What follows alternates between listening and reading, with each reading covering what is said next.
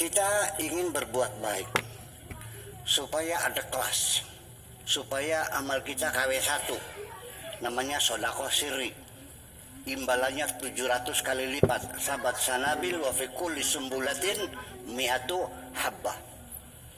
Oke, sodako sirri, sodako kepada masjid, nyumbangnya nggak kepelang tanggung, 500 juta ya, 1 miliar. Dia kepengen sodako sirri, jangan orang lain tahu. Kirim, langsung transfer. Pengirimnya siapa? Dari hamba Allah. Saking kepengen sodakohnya diterima oleh Allah Subhanahu wa Ta'ala. Oke.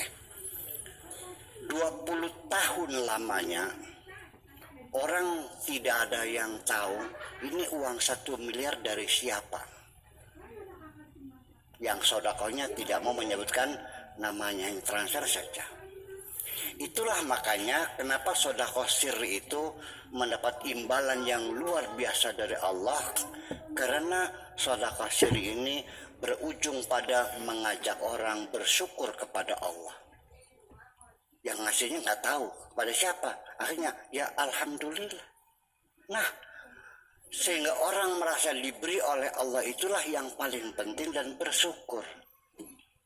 Tetapi sang setan ini tidak tinggal diam, menunggu lengahnya seseorang. Jadi niat kita yang baik dikawal dengan sampai akhir tujuan. Di samping kita kawal, kita selalu sadar jangan sampai lengah. Setan ingin membatalkan kebaikan kita supaya jangan sampai diterima oleh Allah Subhanahu wa Ta'ala dengan segala macam cara. Suatu ketika dia punya usul kepada masjid itu, tolong ini WC-nya jangan nempel dengan main building, dengan bangunan utama itu, karena nanti basahnya masuk ke dalam, baunya pesing. Agak jauh lah 20 meter. Kata panitianya, lu jangan banyak ngomongannya, duitnya penting gitu. Jangan ngomongnya doang, duitnya dulu gitu. Marah, dia tersinggung. Kurang ajar kamu.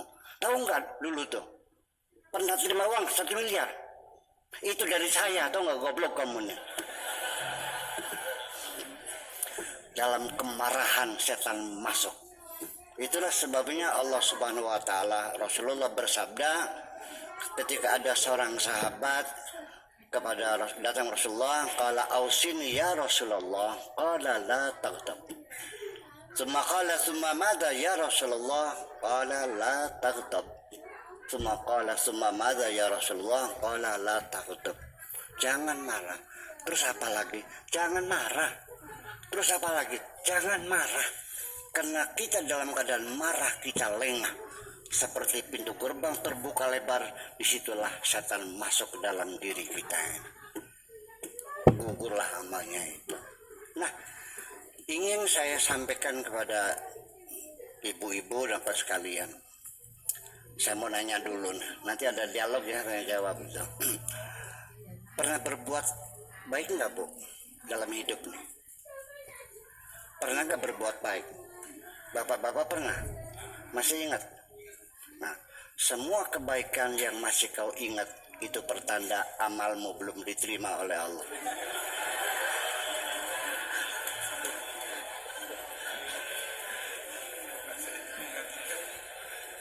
Masih ingat tuh berarti ini masih di atas meja, belum masuk laci kan? Kapan-kapan pembantunya membersihkan meja, diambil semuanya, dibakar. Nah, kenapa? Karena semua amal yang masih kita ingat itu masih berpotensi kita akan mengungkit-ungkit kebaikan kita, bahkan menyakiti orang itu. Yaitu seperti kasodakatin yatba'uha aza. Sodakah mah sodakah, tapi setelah itu disusuli dengan caci maki. Iya, sama seperti debu di atas batu yang licin. Fa asabahu wabilun fatarakahu salda. Turun hujan lebat, mana abunya? Bersih, klimis lagi, ngincelong lagi, habis semuanya.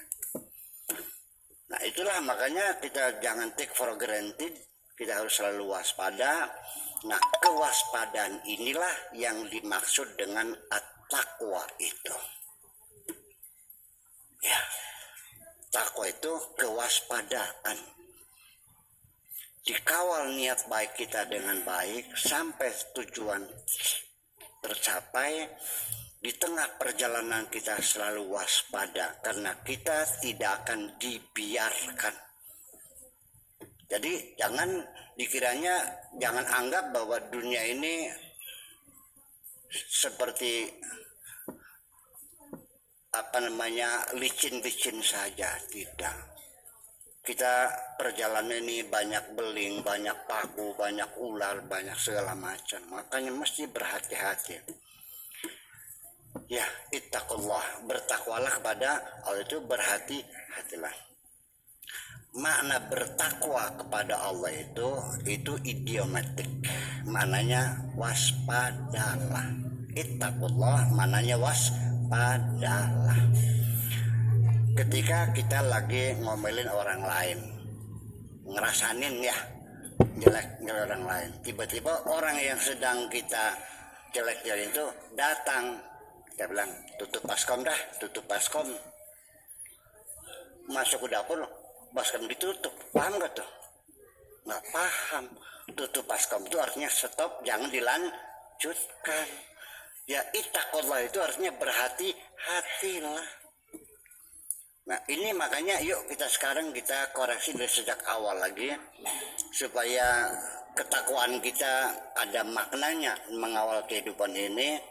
Karena walau bagaimanapun kritik ini Pak Kemanan ini juga ini nanti ikut bersama kita berpikir sebentar bahwa selama ini kata takwa itu didefinisikan oleh para ulama di kitab-kitab kuning itu al-imtithalu li awamirihi wal ijtinabu an nawahihi. Artinya takwa itu melaksanakan segala perintah Allah dan menjauhi segala larangan.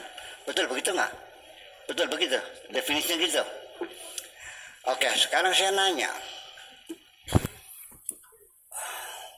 ada nggak orang di ruang ini aja lah, ya, yang pencinta masjid ini, ya, kita nggak nanya orang di jalan, yang di sini aja. Di sini nih, ada nggak orang yang mampu melaksanakan segala perintah Allah dan mampu meninggalkan segala larangan Allah? Ada nggak?